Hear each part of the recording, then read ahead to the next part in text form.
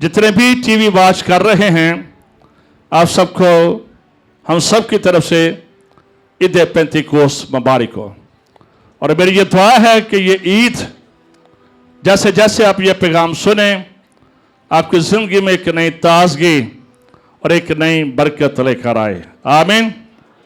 मैं तो तुमको तौबा के लिए पानी से बपतिस्मा देता हूं, लेकिन जो मेरे बाद आता है मुझसे जोरावर है, मैं उसकी जूतियां उठाने के लायक नहीं। वो तुमको रूह कुद्दस और आग से बपतिस्मा देगा। देखो ये खुदा का बरा जो दुनिया का गुनाह उठा लिया जाता है। उसके बाद हमने अमाल की किताब उसका दूसरा बाप उसकी पहली 4 आयत पढ़ी। जॉन बैप्टिस्ट, जिसको मसीह यीशु का पेशरो कहा जाता है, इसने पूरे पुराने अहदनामे को 2 बातों में समो दिया। सारे उस जो यीशु मसीह के बारे में पेशन गोइयां थी, सिर्फ 2 आयत में उसने उनका नतीजा अखज कर दिया। और पहली बात यह थी कि देखो खुदा का बरा जो जहां के गुनाह उठा लिया जाता है। सारी कुर्बानियां, जितनी भी कुर्बानियां थी, वो सब इसी में आकर तो यकजा होती है। और दूसरी जो बात उसने कही, जॉन बैप्टिस्ट दरिया यरदन में पानी के बपतिस्मे देता था। लोग दूर दूर से इसके पास आते थे। यह आप कह रहे कि बड़ा स्टेट फॉरवर्ड किस्म का बंदा था। आज शाम के बच्चों बड़ा ये सख्त मुनादी करता था, लेकिन उसके बावजूद लोग इसका कलाम सुनने इसके पास आते थे और इससे बैप्टाइज भी होते थे। ये पानी के बपतिस्मे देता था, लेकिन इसने कहा कि जो मेरे बाद आता है, यीशु के बारे में इसने ये कहा कि जो मेरे बाद आता है वो तुम्हें किससे देगा? रूह कुद्दस और आग से बपतिस्मा देगा। रूह कुद्दस या फायर बैप्टिज्म एंड टंग्स, ये सारे कनेक्टेड हैं और ये एक ही चीज है। जब हम रूह कुद्दस का बपतिस्मा कहते हैं, इसका मतलब है ये फायर बैप्टिज्म भी वही है। आज अगर इंटरनेशनल चर्च में चैलेंज है, आज अगर खानदाना में चैलेंज है, खानदाना में ईमानदारों में रूहानी तरक्की और बरकत और सरफराजी नहीं है, तो इस बात को याद रखें, इसकी एक बहुत बड़ी मेजर जो प्रॉब्लम है, हमने खुदा के पाक रूह को अपने अंदर हकीकत में लिया ही नहीं है। We have no fellowship with Holy Spirit. Many time सिर्फ हमें यह तजर्बा तो हो जाता है कि हम गैर ज़बानें बोल लेते हैं, वो ज़रूरी हैं, ये निशान है, लेकिन कई बार दुनिया में रहते हैं हमारे पास सिर्फ इसका एक तजर्बा रह जाता है। हकीकत में खुदा का पाक रूह हमसे रंजीदा होता है।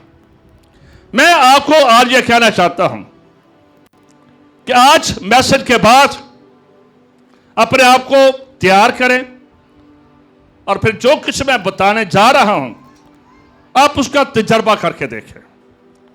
आप उसका तजर्बा करके देखें और फिर आई होप कि आपके पास अच्छे रिजल्ट होंगे, आपके पास अच्छी चीजें होंगी। चूंकि इब्लीस ने इस बात को याद रखें, इब्लीस ने मिशरों में बांट दिया, होली स्पिरिट बैप्टिज्म को उसने बांट दिया। आज सारी डिनोमिनेशन पूरी दुनिया में इसको सेलिब्रेट करेगी, लेकिन जो सेलिब्रेशन, जो तरीका हमें बुक ऑफ एक्ट में चैप्टर 2 में नजर आता है, वो बात नहीं है। नारे हो सकते हैं, तालियां हो सकती हैं, लेकिन वो आग नहीं है। आज वो होली फायर नहीं है। आज उस होली फायर के लिए हम थर्स्टी नहीं हैं, उसके लिए भूख नहीं है और उसके लिए प्यास नहीं है। चूंकि खुदा ने कहा था कि मैं जाता हूं ताकि एक मददगार दूंगा। और आज का चर्च, आज के हम लीडर बलीवर इसकी हेल्प आउट लेने से कासर हैं, और जिसकी वजह से दुख, मसाइल, सफरिंग, बीमारियां, परेशानियां और मसाइल में हम घिरे रहते हैं। पेंतिकोस्त का दिन खुदा पाक रूह खुद उन लोगों के पास आ गया जो उसके मुंतजर थे। ये 120 की जमात जो हुक्म उसी का मानते हुए ये बालाखारा में ठहरे थे, दूसरे दिन हम देखते हैं कि खुदावंद पाक रूह, इस बात को याद रखें कि रूह कुद्दस सिर्फ कुव्वत नहीं है, सिर्फ मसा नहीं है, अनॉइंटिंग नहीं है, बल्कि यह शख्सियत है खुदा बाप, खुदा बेटा और खुदा पाक रूह। इस बात को याद रखें। मैनी टाइम हम इसको शायद कि ये शायद बिजली जैसा करंट लगता है, नहीं, ये सारी चीजें से बढ़कर, ये सारी से बढ़कर एक शख्सियत है।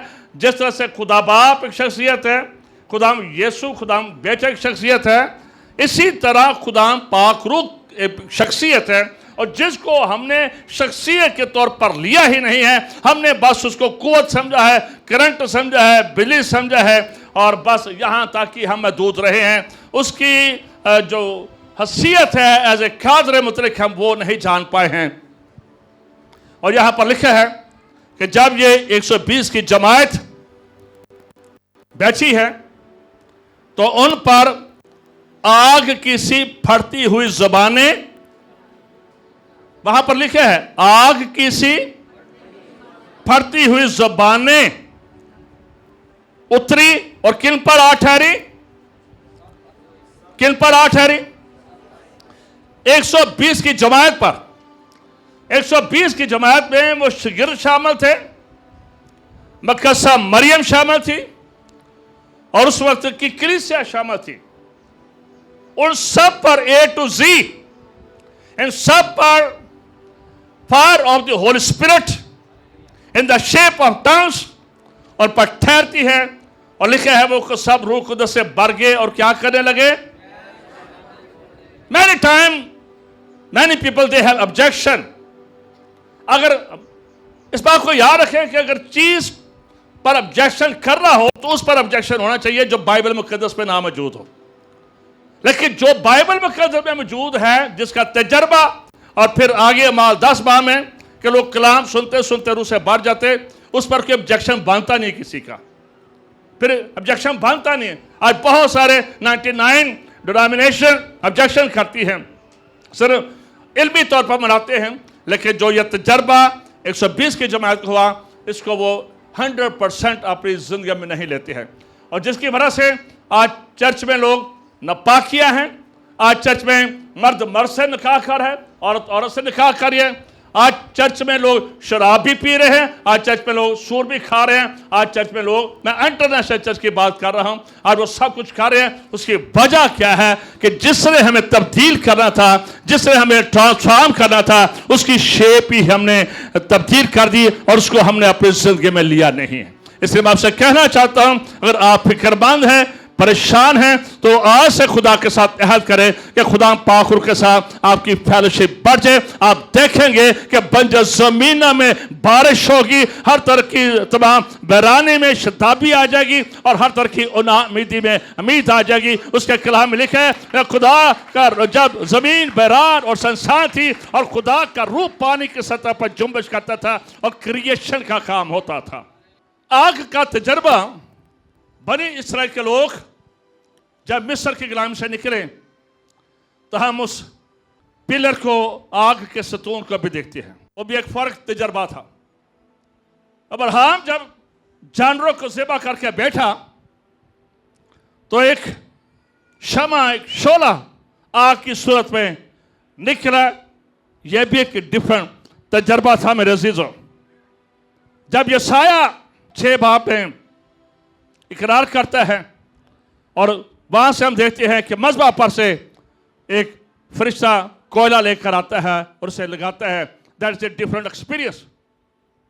अगर अलीशा की जिंदगी में देखें, एलिया की जिंदगी में देखें, तो आपको आग नजर आती है। अगर आप हैकल यानी कि आप ख़ैमा इज्तिमा और हैकल की बात करें तो वहां पर भी ये आग जलती रहती थी, और यह भी कलाम में लिखा है कि आग बुझने ना पाए।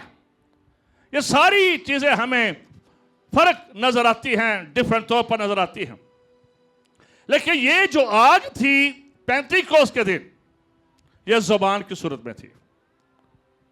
ये जुबान की सूरत, आग किसी फटती हुई जुबानें, लिखा है कि आग किसी फटती हुई जुबानें उन पर आ ठहरी, और वो सब रूह कुदरत से भर गए और गैर जुबानें बोलने लगे। ये एक नई अलामत थी, ये एक न्यू शुरुआत थी कि वसीला से एक नई थी, वो लीडर्स को मिलनी थी, ताकि उस रूह कुदरत की कुदरत से भरकर एक मसीह की बादशाहत को पूरी दुनिया में बादशाहत को वो। अब ये ईद पेंतीकोस्त, अब जो चीजें पिछले पुराने अहदनामा में थी, अब टाइम आ गया था कि वो चेंज हो जाएं। पुराने अहदनामा में हमें हैकल नजर आती है, ख़ैमा इज्तिमा नजर आता है, शमादान नजर आते हैं, कहानत नजर आती है, कहन का लिबास नजर आता है, और ईम और तमीम नजर आते हैं, बखूर नजर आते हैं, शमादान नजर आते हैं। ये एक नई शुरुआत और एक न्यू बिगनिंग थी। ये नई शुरुआत की एक अलामत थी, क्योंकि अब सब कुछ चेंज होने को था। और इसका पर्पस क्या था? पर्पस इसका यह था मेरे अजीजों कि ये मसीह के गवाह बन जाए, ये इंजील सुनाने वाले बन जाए, ये मसीह की बादशाहत को कायम करने वाले बन जाए। इसे दे पेंतीकोस्त का मतलब यह था कि अब ऐसी कुव्वत, ऐसी एबिलिटी, ऐसा इख्तियार इनको मिल जाए कि इनके वसीला से मुर्दे जिंदा हों। ऐसी कुव्वत इनको मिल जाए कि इनके वसीला से बदरूहें निकले। ऐसी रूह कुदरत की कुदरत इनकी जिंदगी में आ जाए कि इनके वसीला से बड़े बड़े मौज़ात हों और लोग दुखों से और मुसीबतों से रहाई पा सके। इसलिए पेंतीकोस्त का दिन द न्यू बिगिनिंग, न्यू शुरुआत और एक नई अलामत थी जो कि इनकी जिंदगी में मेरे अजीजों शुरू हो रही थी। ये रूह कुदरत की आग, ये फटती हुई ज़बानें जब उन पर आग ठहरी, तो एक बात याद रखें, जब आग आती है तो उसका एक पर्पस होता है। रूह कुदरत की आग जब कहा गया है तो इसका मकसद था कि इन्हें प्योरीफाई करे, इन्हें पाक करे। रूह कुदस इसलिए हमें दिया जाता है ताकि वो हमें अंदर से पाक करता चला जाए। ये 10 दिनों से यहां पर बैठे थे, 10 दिनों से ये मुंतजर थे, 10 दिनों से इन्होंने अपने आप को डेडिकेट किया था, 10 दिन ये इंतजार दुआ कर रहे थे, लेकिन ये 10 दिन इनकी जिंदगी में ट्रांसफॉर्मेशन हो रही थी। ये सिर्फ आखिरी दिन नहीं हुई है, वो एक प्रोसेस इनकी जिंदगी में चल रहा था, एक सबक हो रहा था इनकी जिंदगी में। पहला, दूसरा, तीसरा सबक इनकी जिंदगी में चल रहा था, और जब ये बिल्कुल प्योरीफाइड हो गए तो रूह कुदरत की आग फिर आती है और इन्हें और पाक करती है ताकि ये अंजीर सुनाने वाले बन जाए या यीशु की बादशाह फैलाने वाले बन जाए। इसलिए ये आग इन पर आ ठहरी है और उस आग ने इनके लबों को छुआ है। इस आग ने इनके लबों को छुआ है। वो उनके हाथों को भी छू सकती थी, वो उनके बदन को भी छू सकती थी, वो उनके बदन के किसी हिस्से को भी छू सकती थी। ये सवाल है कि सिर्फ जुबान को छू, इसलिए कि जुबान से उन्होंने यीशु मसीह को प्रीच करना था, जुबान से उन्होंने यीशु मसीह की अंजील को सुनाना था। इसीलिए हम पतरस को देते हैं कि जब रूह से भर गया तो पहले ही दिन कलीसिया में 3000 लोग मिल गए थे, क्योंकि उसकी जुबान को छू लिया गया था, उसकी जुबान को पाक कर दिया गया था, उसकी जुबान की वजह से उसका सारा बदन पाक हो गया था। इसलिए सबसे पहले रूह खुदा जब नाज़िल होता है तो आपकी जुबानों को पकड़ता है, और जिसकी वजह से बाकी बॉडी पाक हो जाती है, और फिर आप क्या जुबानें बोलना शुरू कर देते हैं। इससे बढ़कर और कोई तालीम है नहीं।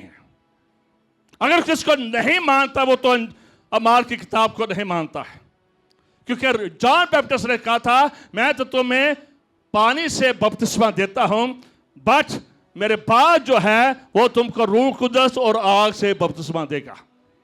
और ये वो बात थी जिसने यीशु ने कहा था कि जब तक तुम्हें आलम बाला से कुव्वत का लिबास, मैंने टाइम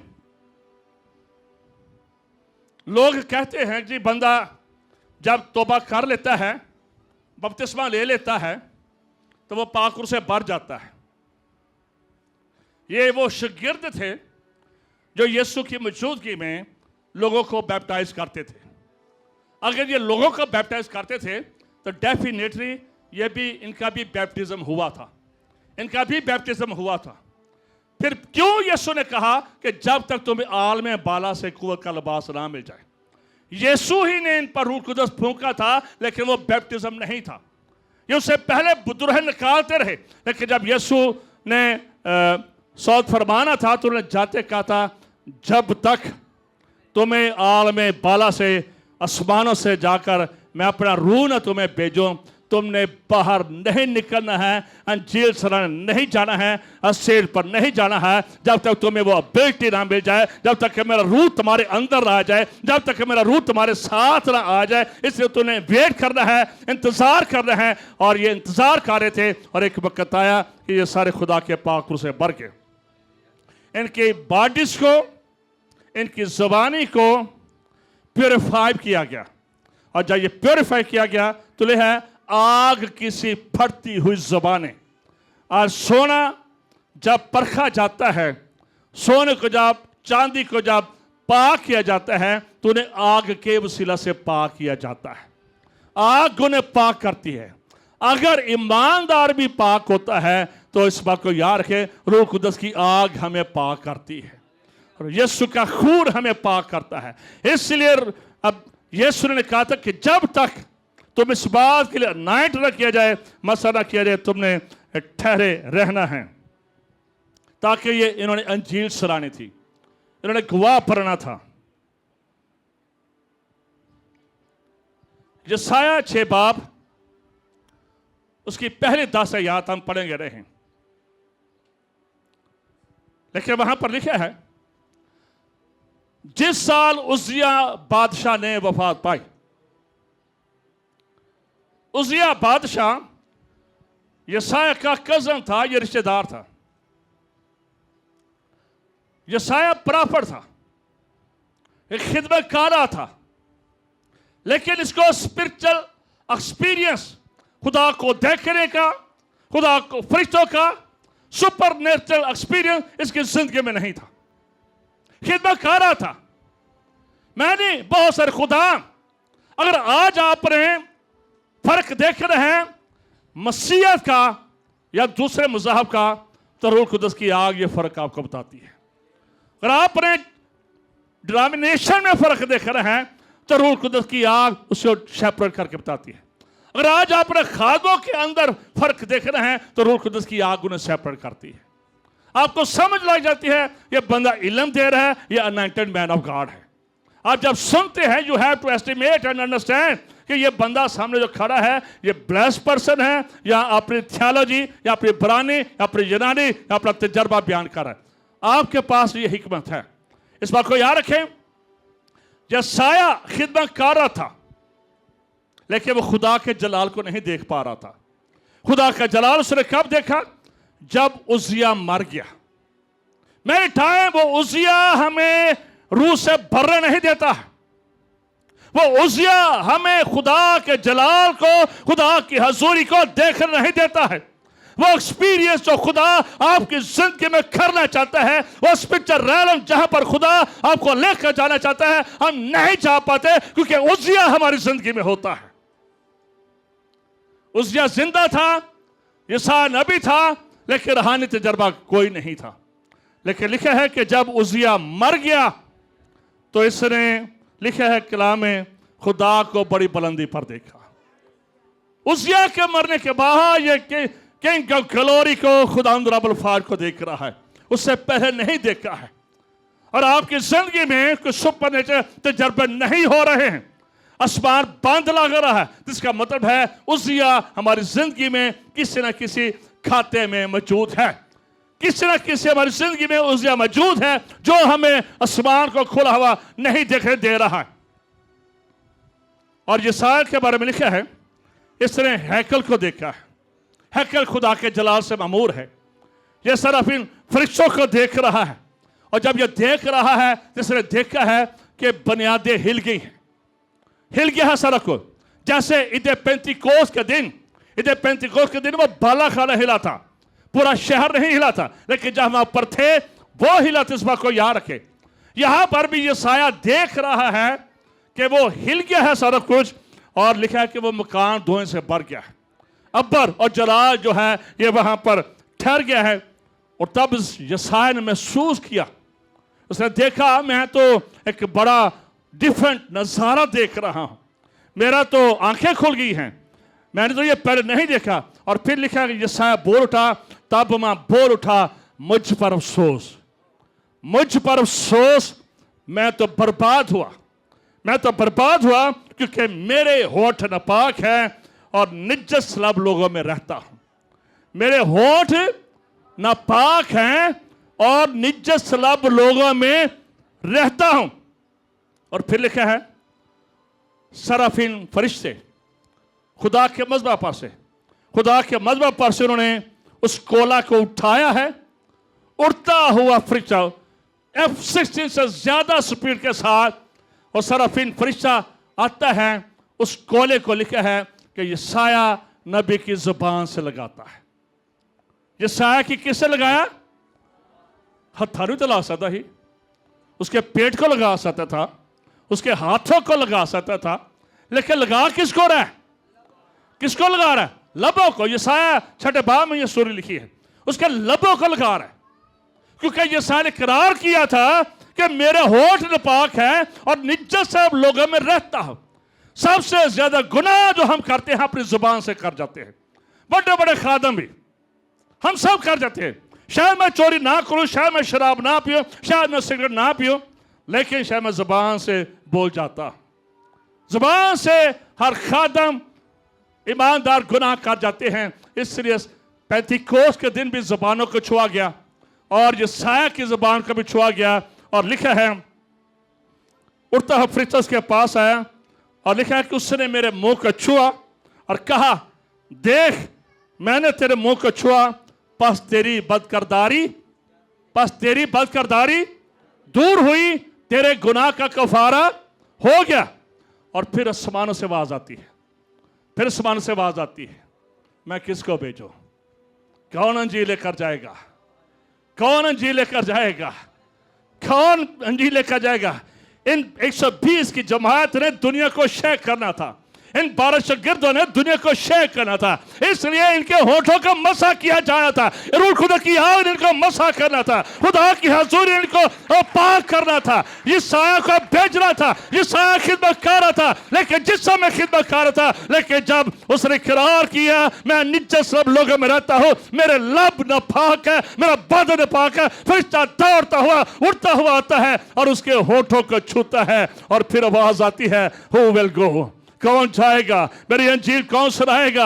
मेरा काम कौन करेगा? और फिर यशायाह कहता है, तब मैंने अर्ज की, मैं हाजिर हूं, मुझे भेज दे। हालेलुया, मैं हाजिर हूं। जब आप रूह से भर जाते हैं, आप आराम से नहीं बैठते हैं, आप घर में नहीं बैठते हैं, आपका दुआ करने को दिल करता है, आपका बाइबल पढ़ने को दिल करता है, आपका अंजीर सुनाने को दिल करता है, आपका गवाही देने को दिल करता है। जब खुदा की आपकी जिंदगी पर ठहर जाती है, यशायाह का पेंतिकोस्त है, ये यशायाह नबी का पेंतिकोस्त है। लेकिन पेंतिकोस्त उस वक्त हुआ नहीं है जब तक उसने करार नहीं किया है। नापाकी में खुदा इस्तेमाल नहीं करता है। खुदा का पाक रूह हमें पाक करने के लिए आता है। और यशायाह ही फिर आगे जाकर लिखता है 28:4 में, लेकिन वह बेगाना लबों और अजनबी ज़बान से उन लोगों से कलाम करेगा। फिर यशायाह ही ये नबूवत कर रहा है। क्या नबूवत कर रहे हैं? लेकिन वो बेगाना लबों और अजनबी ज़बान से उन लोगों से कलाम करेगा। आमीन। Fire of the Holi spirit, आग जब आती है तो हर उस चीज को ढूंढ लेती है जो जलने के काबिल हो। सुने, आग जब आती है तो जिथे जिथे के घर में आग लगे ना तो आप ही तुरदी जाती है कि नहीं? क्यों डॉक्टर साहब? जिधर जिधर आग को मौका मिलना फैलती चली जाती है। जब रूह कुदस आ जाता है, पता चल जाए यदि ऐस नुक्कर चे ये गुनाह है, इस नुक्कर में ये गुनाह है, इस जहन में ये है, इसके हाथों में ये गुनाह है, इसके पेड़ के अंदर ये बुराई छुपी है। जब आग आती है तो उस तरफ जाती है और हमें पाक करती चली जाती है। हालेलुया। जो खुदा का रूह है, जिसकी आग है, हर तरह की आलूदगी को पाक कर देती है। आज चर्च क्यों नहीं पाक होता? इस तजर्बे से गुजरता ही नहीं है। वी हैव ओनली एक्सपीरियंस बोल के हमने सिर्फ जुबान बोल लेते हैं, इससे आगे कुछ नहीं है। हम पाक रूह का तजर्बा नहीं कर पाते हैं। आज क्यों मसाइल हैं? आज कितने आप देखें कि रोज़ ही यूट्यूब पर नज़र आ रहा होता है। एक तो आता है जी, चलो जी इन्होंने उम्र बढ़ाकर निकाह कर लिया, लेकिन उसमें हमारे बच्चे खुद भी शामिल होते हैं। सारा गैर कौम का कसूर नहीं होता है, हमारे अपने भी बच्चे शामिल होते हैं जिन्होंने लिफ्ट कराई होती है, फिर ही यहाँ पर हालात पहुँचते हैं। यूट्यूब पर सारी हकीकत नहीं होती है। हमें लगता है कि इनके साथ जबर हो गया, लेकिन जबर के लिए हम लॉ करते हैं, हम ऐसी चीज़ों को लॉ करते हैं। आज हमारे बच्चे और बच्चियां क्यों डी ट्रैक हो जाते हैं? Because they are need filled Holy Spirit, और रूह से ममूर नहीं है। आज चर्च क्यों तरक्की नहीं करता है? बिकॉज उनकी जिंदगी में खुदा का पाक रूह नहीं है। आज क्यों हम मसला मसाइल में फंसे रहते हैं, हमारी दुआओं का जवाब नहीं आता? बिकॉज खुदा का पाक रूह हमारी जिंदगी में नहीं है। आज क्यों हम ऐब जोई करते रहते हैं? आज क्यों हम गुनाह करते रहते हैं? आज क्यों हमारे खानदान से लानत खत्म नहीं हो रही है? बिकॉज हमारी जुबान गलत इस्तेमाल होती है। इसलिए सबसे पहले ये साया को ठीक करने के लिए, 120 की जमात को ठीक करने के लिए उनकी रूह कुदरत की आग उनकी जिंदगी पर आती है और उन्हें पाक किया जाता है। और इन्हीं लोगों ने सारी, आज भी खुदा के फजल से दुनिया का अगर मजहब के तौर पर देखा जाए तो मसीहत सबसे बड़ा मजहब है। आज भी तालियां जरा, ये जिंदगी है, ये सबसे बड़ा। आज भी इसको खत्म करने की, मारने की, दुख तकलीफ देने की बड़ी कोशिश की गई, लेकिन ये खत्म कभी नहीं होगा, ये खत्म नहीं होगा। इसके चर्च की जिंदगी में यीशु का खून है। हालेलुया। और यीशु का खून कभी मरता नहीं है, ऑलवेज फ्रेश है। ये कभी डेट एक्सपायर नहीं होती है। खुदा का रूह है चर्च में, जहां पर खुदा का रूह है वहां पर डेड चीजों में भी जिंदगी आ जाती है, मुर्दा हड्डियों में भी जिंदगी आ जाती है। वो हड्डियां हड्डियां नहीं रहती है, वहां पर लश्कर बच जाता है, दम आ जाता है, खुदा भर देता है, कमजोर कभी जोर दे देता है। जब खुदा की हजूरी और कुदरत आती है, मेरे अजीज, इस बात को याद रखें। पहला कुरिन्थियों 12वां बाब उसके 7 आयत में लिखा है, लेकिन हर शख्स में रूह का ज़हूर फायदा पहुंचाने के लिए होता है। मेरे पीछे बोले, हर शख्स में रूह का ज़हूर फायदा पहुंचाने के लिए होता है। तो सानू तो नुकसान ही बड़े होंगे ने, सेहत का नुकसान, रुपए पैसे का नुकसान, यानियां दे नसन का नुकसान हो रहे हैं। कलाम कह रहा है रूह का ज़हूर तो हमें फायदा देने के लिए। किसी का बंदा नस जाता, किसी की बुढ़ी नस जाती, किसी के याने नस जाते हैं। कलाम तो ये कह रहा है कि रूह का ज़हूर किस लिए है? हर एक शख्स को फायदा देने के लिए, बलीवर को, बलीवर को, बलीवर को। चर्च की बात हो रही है, बलीवर को फायदा देने के लिए। खुदा के खादम पास्टर बेनियन वो एक वाकया बयान करते हैं कि वो अपने आपस में थे, यहाँ चर्च में थे, तो एक शख्स आया तो वो सिजदे में चला गया।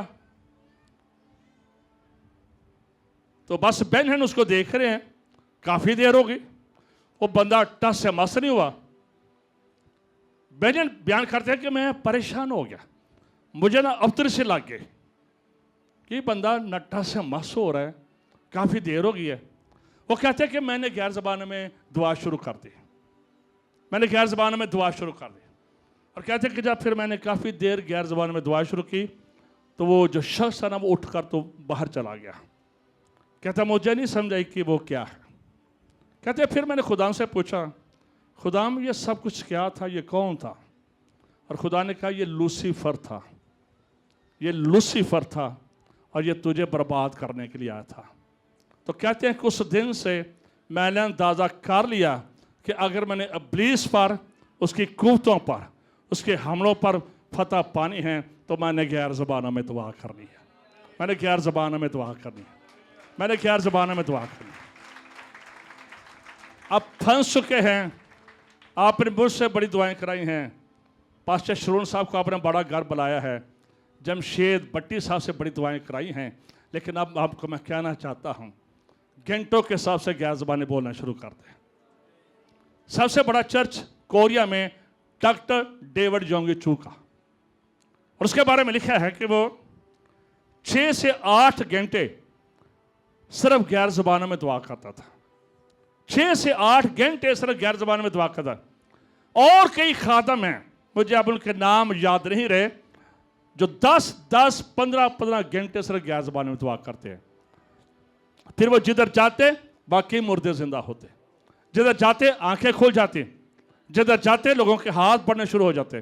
दुआओं से, रोज़ों से नहीं फर्क पड़ रहा, तो आज एक न्यू बिगिनिंग को अपनी जिंदगी में मौका दीजिए। टिक जाए, बोलना शुरू कर दे।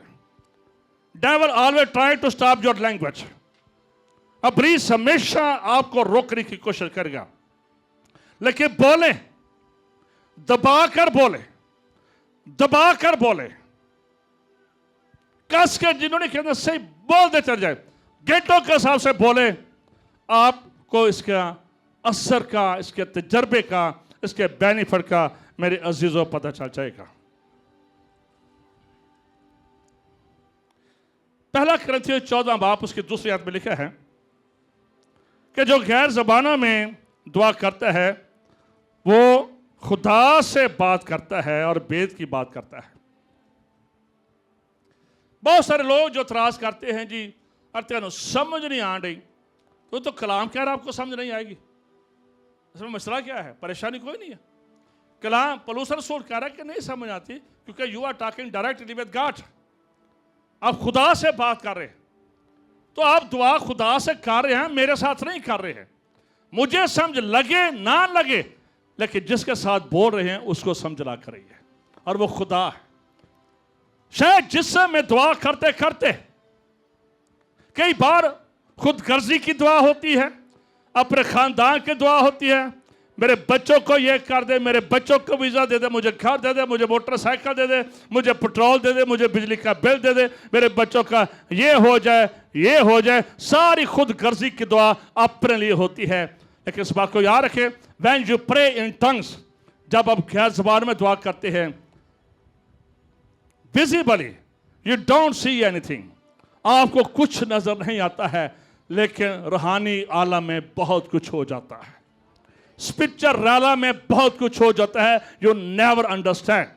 इसलिए जब आप रूह में दुआ करते हैं तो इस बात को याद रखें, आपकी रूह मजबूत हो जाती है, आप स्पिरिचुअली मजबूत हो जाते हैं, आप रूहानी तौर पर बालग हो जाते हैं, आप रूहानी तौर पर बच्चे नहीं रहते हैं, आप तरक्की करते हैं। लिखा है कि जो गैर ज़बान में, पौलुस रसूल कहता है कि जो गैर ज़बान में दुआ करता है वो अपनी तरक्की करता है, जो नबूवत करता है वो चर्च की तरक्की करता है। तो यदि आप, हम क्यों किसी के लिए फायदामंद नहीं है, मैं क्यों किसी को फायदा नहीं दे सकता, ये क्यों किसी को फायदा नहीं दे सकते? बिकॉज हमारी अपनी तरक्की नहीं है। जब हमारे पल्ले कुछ नहीं है, जब हमारे देने पास कुछ नहीं है, मैं आपको दे नहीं सकता। लेकिन जब आप गैर ज़बानों में दुआ करेंगे, आपकी तरक्की होगी, उस तरक्की में आपका खानदान शामिल होगा, उस तरक्की में चर्च शामिल होगा, उस तरक्की में आपके दोस्त शामिल होंगे, उस तरक्की में बहुत सारे लोगों को फायदा हो जाएगा, क्योंकि आप तरक्की कर रहे हैं, आपके साथ चलने वाले तरक्की कर रहे हैं। खुदा कह रहा है, खुदा का कलाम कह रहा है, पौलुस रसूल कह रहा है, आप ग्रो करते हैं, आपको प्रोविजन मिलती है, आपको तरक्की मिलती है। और खुदा ये कह रहा है आपको तरक्की मिलती है, तो फिर हम अपनी तरक्की के लिए अपने बच्चों को कितने हैं हमारे अजीज बच्चे बड़ी मुश्किल से अमेरिका में, दूसरे मुल्कों में, पाकिस्तान में बच्चे भेजे इनकी तरक्की के लिए, इनकी बहाली के लिए। लेकिन मैं ये कहता हूँ अगर आपने तरक्की करनी है, गैर ज़बानों को अपनी ज़िंदगी का हिस्सा बना लें। घंटों के हिसाब से बोलना शुरू कर दें। You will see the result. आपके हालात तब्दील हो जाएंगे, आपकी सोच तब्दील हो जाएगी, आपके ख्यालात तब्दील हो जाएंगे जब आप गैर ज़बान में दुआ इसका तजर्बा करके देखें। इब्लीस रोकता है किसी बंदे की सूरत में आसा, तू की करन रही है, तू की करना पाया। ये थे मैंने लास्ट संडे भी बताया था, हमारे एक टीचर थे जिनसे मैं पढ़ता था, वो इस बात को बयान करते थे, ये कुत्तों की तरफ भौंकते हैं। लेकिन उनके खानदान का एंड बहुत बुरा हुआ, उनका अपना भी एंड बहुत बुरा हुआ, एंड बुरा हुआ। इस बात को याद रखें। आज भी इब्लीस ने अपनी चौकियां कलीसिया में लगा रखी है, अपने नुमाइंदे से कर रखे। मैंने फिर से कहा, पूरी दुनिया में, पाकिस्तान में आपके दाएं बाएं सेलिब्रेट कर रहे हैं, झंडे भी लगाए होंगे, गीत भी गा रहे होंगे, लेकिन बोलता कोई नहीं है। ये साइन है। हमारी किताब में लिखा है जब रूह कुद्दस पर नाज़िल हुआ तो क्या करने लगे? कलाम क्या रहा है? ये कलाम लिविंग ब्रांच का नहीं है, ये किसी मिशन का नहीं है। इसको डॉक्टर ताहिर जोसेफुल साहब ने नहीं लिखा है। बाकी ये किसका कलाम है? किसका कलाम है? जरा तालियां बजा दो। कलाम ले इसमें लिखा है, हमारी किताब में लिखा है, 10 बाब में लिखा है। करनीलियस का खानदान जब उन्हें बपतिस्मा दिया जाता रूह से भर गए, पौलुस की अपनी जिंदगी में ये सारे तजर्बे मौजूद थे। जब आप गैर ज़बानों में दुआ करते हैं, आज इस नुस्खे को ले जाए, मैं कह रहा हूं अब तजर्बा आप जब इस बात को याद रखें, जब आप गैर ज़बानों में दुआ करते हैं तो you have fellowship with God. आपकी फेलोशिप खुदा के साथ हो जाती है, उसके बीच में कोई तीसरा आ नहीं सकता है। जब आपकी फेलोशिप बढ़ जाए, कई बार हम दुआ करते हैं, ताहिर साहब भी मुझे कह रहे थे जी नेमतों के बारे में बताएं कि नेमतों, मैं आपको कहता हूं और आप पर खुदा की हजूरी है तो 8-7 नेमता ने 1000 नेमता तेरी जिंदगी से इस्तेमाल हो दिया। अगर आपका पाक रूह के साथ फेलोशिप है, रूह खुदा के साथ दोस्ती बढ़ाएं, रूह खुदा के साथ फेलोशिप बढ़ाएं। रूह खुदा के पाक रूह मेरी मदद का, तू मेरी मदद के लिए आया था, मेरे यीशु ने कहा था वो तुम्हारा मददगार होगा। बीवी को भी कहा गया है हेल्पर, मददगार कहा गया है, यानी कि वो अपने शोर की साथी होगी। हेल्पर, ये आपकी हेल्प के लिए, हेल्प लें खुदा के पाक रूह से हेल्प के। खुदा बच्चे रिश्ते नहीं हो रहे, खुदा पाक रूह मदद कर साड़ी। खुदा बच्चे पैदा नहीं हो रहे, खुदा मदद कर साड़ी। रूह खुदा की कुदरत तुझ पर क्या करेगी और वह मौलूद मुक़द्दस क्या कहलाएगा? रूह कुद्दस के वसीला से क्रिएशन होती है, क्रिएशन होती है। वो किसी और का भी मरियम बना सकता है। हालेलुया। और आप आम लोग ने यू आर वेरी स्पेशल, रिश्ते नहीं हो रहे, खुदा पाक रूह साड़ी मदद कर। दरवाजे नहीं खोल रहे, खुदा पाक रूह मदद कर। पाक रूह को साथ लेकर चले, आपस में जा रहे हैं, पाक रूह को साथ लेकर चले। इंटरव्यू देने चाह रहे हैं, रूह कुद्दस की मदद ले। आप कारोबार करना चाह रहे हैं, रूह कुद्दस की मदद ले। बीमारी में फंस गए हैं, रूह कुद्दस की मदद। होली स्पिरिट हेल्प, मदद कर। मैं इंक्रीज बाय फेलोशिप, मेरी बढ़ा दे, मैं तेरे साथ सलाम दुआ बढ़ाना चाहता हूँ, मेरी मदद कर। मैंने पहले तुझे नहीं जाना है, लेकिन आज के कलाम के बाद मैं चाहता हूँ मेरी रफ़ाक़त, मेरी फेलोशिप, मेरा तल्लुक़ तेरे साथ बढ़ जाए, तेरी हज़ूरी मुझ पर आ ठहरे। जब हम गैर ज़बानों में दुआ करते हैं, खुदा की हज़ूरी आप पर ठहर जाती है, आपके खानदानों में खुदा की हज़ूरी ठहर। खुदा की हज़ूरी सिर्फ चर्च में नहीं है, आज जहां पर जॉब करते हैं, जिस यूनिवर्सिटी में जाते हैं, जिस हॉस्पिटल में जाते हैं, खुदा की हज़ूरी वहां पर भी आपके साथ रहना चाहती है।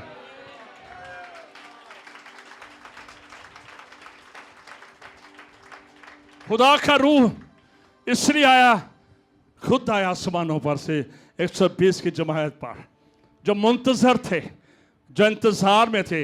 आप इंतजार करेंगे, आप भूखे प्यासे हो जाएंगे, खुदा की कुदरत खुद आपके पास आ जाएगी।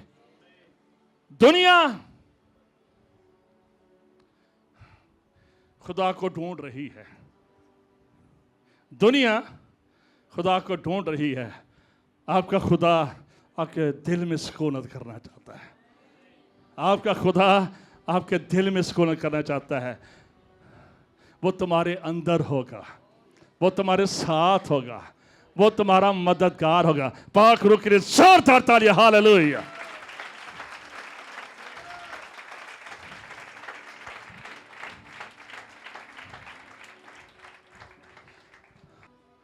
अपना वाइफ है खुदा के साथ कनेक्ट कर लें। खुदा बोलता है, खुदा कलाम करता है। जब पाकुरों में दुआ करते हैं, सुने,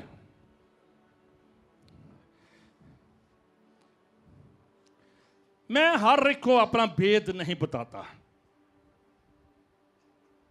हर एक नहीं कह सकता। शायद चंद दोस्त हो, एक हो, दो हो, जिसको मैं अपना मसला बताऊं। आप सब भी ऐसे ही करते हैं। आप हर एक को अपना मसला नहीं बताते, हर एक को अपना भेद नहीं बताते। तो कई तो दसदे कुछ नहीं, मर जाते हैं। कई दसदे भी नहीं जी, उंज मर जाते हैं मुसीबत से।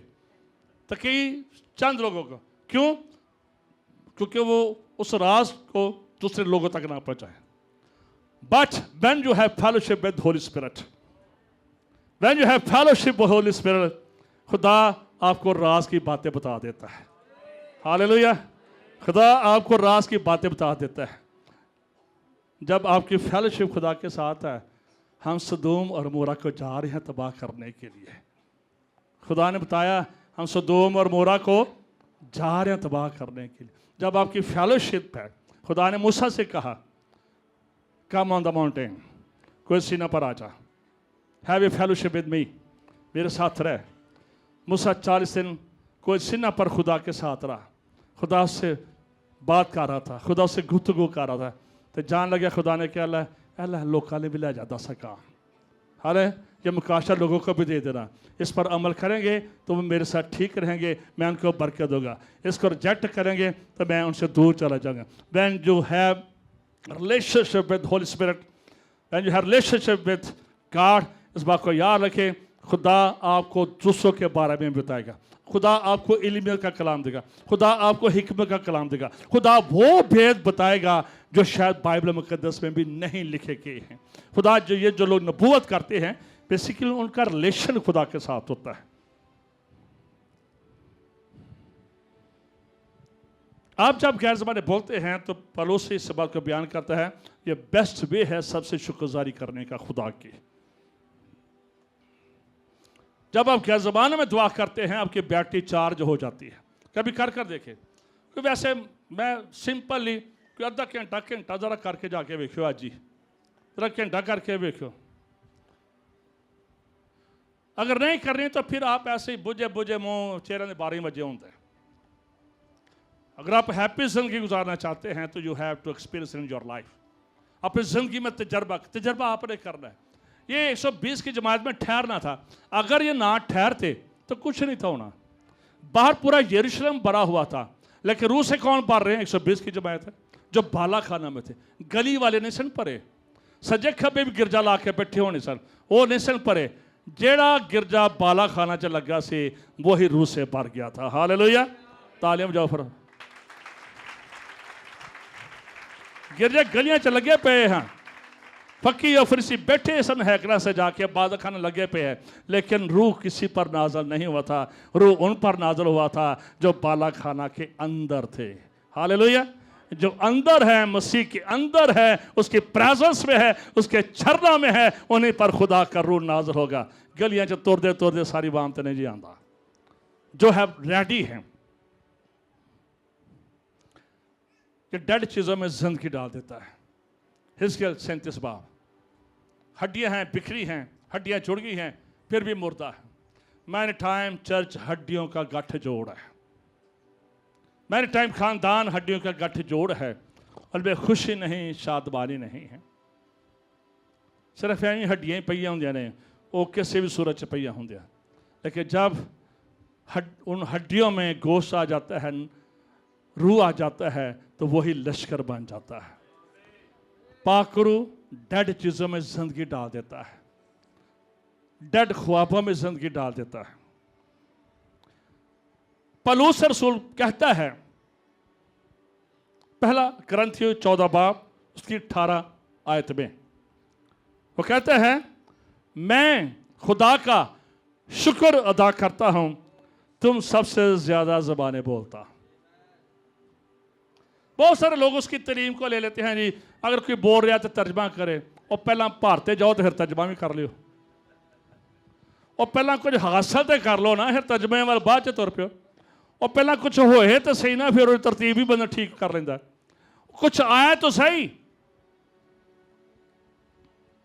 वो कहता है मैं शुक्र करता हूं, मैं तुम सबसे ज्यादा, वो करंथ की कलीसिया को लिखता है कि मैं तुमसे ज्यादा गैर ज़बानों में दुआ करता हूं। इसलिए मेरे साथ कोई बात करे तो जरा ध्यान ना गल करे, अगर मेरे साथ किसी ने बात करनी है तो ध्यान से बात करे, मैं तुमसे ज्यादा बोलता। और यही वजह है, सबसे ज्यादा खत किसने लिखे? सबसे ज्यादा खत किसने लिखे?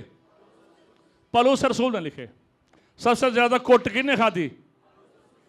सबसे ज्यादा भूख किसने देखी? सबसे ज्यादा बिशारती सफर किसने किए? वजह क्या थी? वो रूह से भरा हुआ शख्स था, वो रूह से भरा हुआ शख्स था, वो रूह से टिकने नहीं देता था, वो रूह से टिकने नहीं देता था। फिर वो अपने तजर्बे को बयान करता है, सुने ध्यान से, ये बड़ी खास बात है। फिर वो अपने तजर्बे को बयान करता है कि 14 साल हुए, मैं कहां पर उठाया गया? कहां पर उठाया गया? तीसरे आसमान तक, फरदौस में उठाया गया, तीसरे आसमान पर। वहां पर ऐसी चीजें देख रहा है, ऐसे तजर्बे देख रहा है, ऐसा सीन देख रहा है कि जिसको आदमी बयान नहीं कर सकता है। और ना उसने लिखा, ना उसने अपने खतों में लिखे। वो कहता है आई कांट एक्सप्लेन, मैं बयान नहीं कर सकता कि वहां पर मैंने आसमानों पर क्या देखा है। स्पिरिचुअल एक्सपीरियंस उसकी जिंदगी में। क्या मैं तुमसे ज्यादा जुबानें बोलता हूं। बाकी किसी शिगिर्द ने लिखा ये? पतरस ने कहा और किसी ने कहा कि मैं जुबानें बोलता? पौलुस रसूल बोलता था मैं तुमसे ज्यादा जुबानें बोलता हूं। और यही वजह थी कि सबसे ज्यादा काम ही पौलुस रसूल ने नए हदरामे में कर गया। गैर कौमों का रसूल उसे कहा गया है, मारे खाएं, मुसीबतें उठाएं, और फिर आसमान पर भी कि दूसरा नहीं पहुंचा। पौलुस रसूल इस जिंदा आसमान पर उठाया गया था। किस हालत में उठाया गया? कहता मुझे नहीं पता, बट आई हैव एक्सपीरियंस, मैंने आसमान को विजिट किया है, मैंने आसमान को विजिट किया। कहता है मैंने वहां पर वो कुछ देखा है जिसको मैं बयान नहीं कर सकता। और फिर कहता है कि इतने ज्यादा मुकाशे, इतने ज्यादा रेवलेशन, जब आप गैर ज़बानों में दुआ करते हैं, खुदा आपको इतनी बातें देता है, इतने रेवलेशन देता है, इतनी हजूरी देता है कि डर हो गया कि पौलुस रसूल कहीं फटी ना जाए, पौलुस रसूल की फटी जाए, तकब्बर में ना आ जाए। और फिर लिखा है एक कांटा से उसे चबो दिया गया, एक कांटा से उसे चबो दिया गया, इब्लीस के मुक्के मारने कांटे से चबो दिया गया। मैंने कई बार दुआ की, खुदा ने कहा तेरे लिए मेरा फजल ही काफ़ी है, ताकि यह हानि तौर पर भ्रष्ट ना हो जाए। इस कदर उसका रिलेशन खुदा के साथ था, इस कदर वो खुदा की हजूरी का तजर्बा करता था, इस कदर उसने खुदा के काम किए। और वो कहता है किसी को गैर ज़बानें बोलने से मत करो, किसी को गैर ज़बानें बोलने से मत करो। और वो कहता है जो गैर ज़बानों में दुआ करता है वो खुदा से बातें करता है। आज इस बात को याद रखे, आज बहुत सारी प्रॉब्लम, फिर से कहूँगा, और ख़ानदानों के मसाइल, हम चाहते हैं कि शायद कोई ऐसा सिस्टम हो कि जादू वाला सिस्टम हो कि संदूकड़ी चुके बिचों ऐनक वाला जिन निकले, सारे काम ठीक हो जाना, सारे ठीक उसी टाइम हो जाए। कोई लोग, many time people they don't wait. और अब बहुत कुछ करना चाहते हैं तो वेरी सिंपल हल, खुदा के रूह से मामूर हो जाए। और वेरी सिंपल हल, स्पीक द टंग्स, पाखरू में दुआ करें, कसरत से दुआ करें, बंदा भी तब्दील हो जाएगा, उसकी बीवी भी तब्दील हो जाएगी, बच्चे भी तब्दील हो जाएंगे, घर के हालात तब्दील हो जाएंगे, मसाइल ख़त्म हो जाएंगे। लिखा है शुरू में और ज़मीन वीरान और सुनसान थी, लेकिन खुदा की पाक रूह की झुंबश थी। खुदा की रूह पानी की सतह पर क्या करती थी? झुंबश करती थी। जब झुंबश करती है तो फिर उसके बाद सूरज बन रहे हैं, चांद बन रहे हैं, तारे बन रहे हैं, फसलें पैदा हो रही हैं, फल पैदा हो रहे हैं, तारीकी रोशनी से जुदा हो रही है। लेकिन उससे पहले बर्बादी थी।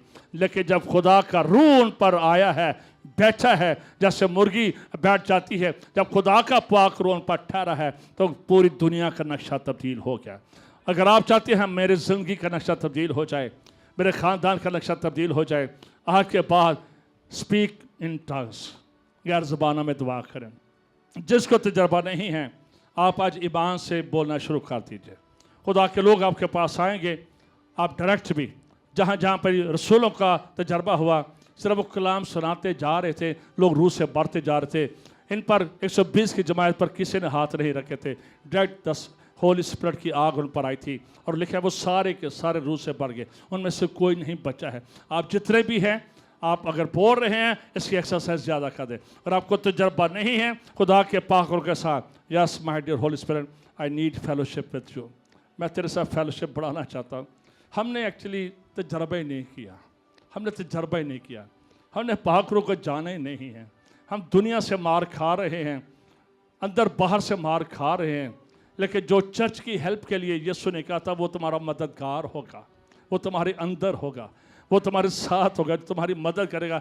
हमने मुसीबतों में फंसे रहना पसंद किया है, लानतों में जाना पसंद किया है, हर तरह के दुख सहना पसंद किए हैं, लेकिन उस मददगार को हम मिशनों में पड़ गए, हम मिशन की हाथ बंदियों में पड़ गए, बाप दादे की मिशन में पड़ गए। मेरा बाप दादा ऐसे मिशन नहीं सी। एक रूह कुल्दस इस बात को याद रखे, नॉट ओनली फॉर 35 का सने या आलमगीर चर्च को दिया गया था। हमने बदल लिया है, हमने महदूद कर लिया, लेकिन the spirit of God for every person, आप में से हर एक के लिए है। जो टीवी देख रहे हैं आपके लिए भी, आप जिस मिशन से भी है, लेकिन अगर आपके घर में बर्बादी है, वैरानगी है, मैं आपको कहना चाहता आज ही से खुदा के रूह से बढ़ जाए आपकी जिंदगी, आपके खानदान, आपके बच्चे, आपके कारोबार के हालात, आपकी सोच तब्दील हो जाएगी यीशु के नाम से।